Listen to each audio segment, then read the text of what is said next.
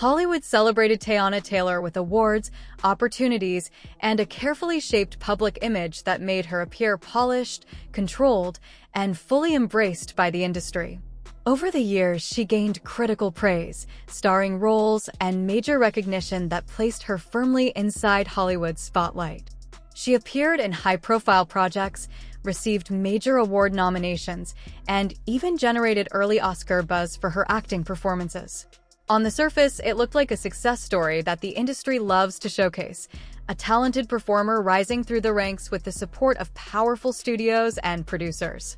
But behind that polished image, critics and commentators argue there was always one thing the system never truly handed her: complete creative control over her own work, according to comedian and commentator Katt Williams. That missing piece is exactly what makes the industry uneasy.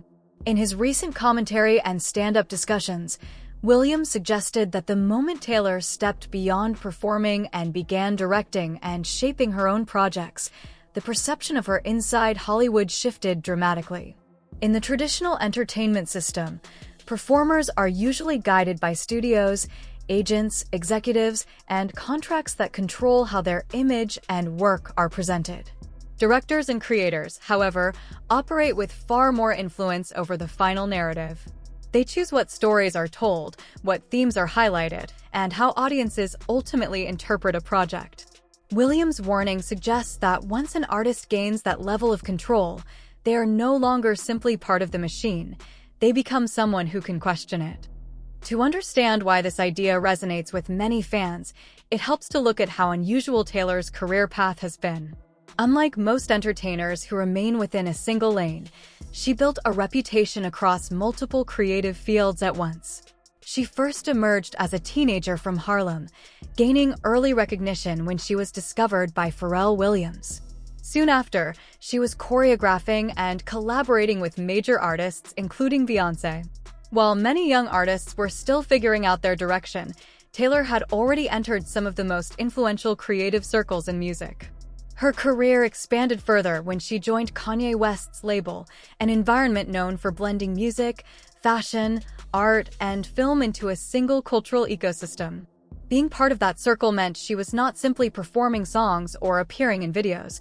She was present in rooms where business strategies, branding decisions, and creative partnerships were constantly being shaped. That experience placed Taylor in a unique position. She wasn't an outsider trying to break into Hollywood's system. She was already inside it, watching how it functioned.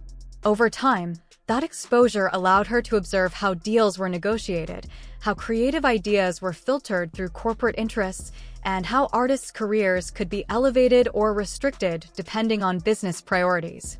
For many entertainers, this level of insight remains hidden behind contracts and management teams. But Taylor spent years navigating those spaces, quietly building knowledge about how the industry works. Supporters believe that knowledge eventually became one of her greatest sources of strength. One of the most revealing moments in her career came when she publicly announced that she was retiring from music. At the time, many media outlets framed the decision as a simple case of creative differences. But Taylor later suggested that the reality was more complicated. She stated that she had repeatedly asked her label, Def Jam Recordings, to release her from her contract. According to her comments, those requests were ignored numerous times before the situation finally changed. For critics of the music industry, this episode illustrated a familiar pattern. Artists often remain tied to contracts long after they feel creatively restricted. Eventually, Taylor was released. But the pause slowed the momentum she had built as a recording artist. Instead of fading away, however, she shifted her focus toward acting and filmmaking. That pivot proved to be a turning point. By moving into film, she entered a creative field where storytelling power can be much greater. Directors are able to shape narratives in ways that performers alone cannot, deciding how stories unfold and what perspectives are given attention. For someone who had spent years observing the industry's inner workings, stepping behind the camera represented a completely new level of influence. Taylor's directorial ambitions became even clearer when she began developing projects connected to her own cultural experiences. One film frequently discussed in connection with her creative expansion is Get Light, a project reportedly linked with Paramount Pictures. The film draws inspiration from the culture and community she grew up in, presenting a perspective that supporters say rarely receives major studio backing. On paper, such a project would normally be celebrated as a milestone, a new filmmaker bringing a unique story to a wide audience. Yet the production's delays and limited public promotion have fueled speculation among fans who follow the broader conversation about creative control in Hollywood. During the same period, personal developments also attracted attention. Taylor's reported relationship with Aaron Pierre quietly ended, with public explanations focusing on busy schedules and professional pressures. While there is no verified evidence connecting the breakup to industry politics, online communities often analyze timing closely, especially when it overlaps with public commentary from figures like Katt Williams, who have been openly criticizing entertainment power structures. In the age of social media, even unrelated events can become part of a larger narrative that audiences attempt to piece together. Another reason Taylor's story resonates is because it echoes experiences described by other performers. Hollywood has long faced criticism for how it treats artists, particularly women, who challenge the status quo. For example, actress and comedian Monique spoke openly about conflicts with studios following her Academy Award win, while Taraji P. Henson has discussed issues related to pay disparities and industry expectations. Although every situation is different, these conversations highlight broader concerns about power dynamics within entertainment institutions. What makes Taylor's situation distinct, according to supporters of Williams' argument, is the possibility that she possesses first-hand insight into how those dynamics operate. Someone who has spent over a decade inside influential creative spaces would naturally understand the contracts, negotiations, and decision-making processes that shape careers. That kind of knowledge does not automatically make someone an adversary of the system, but it can change how they approach their work once they gain the freedom to create independently. For many filmmakers, storytelling itself becomes a way to communicate ideas that cannot easily be stated in interviews or press releases. Cinema has long included symbolic imagery, coded references, and layered narratives that reflect deeper truths about society. Power.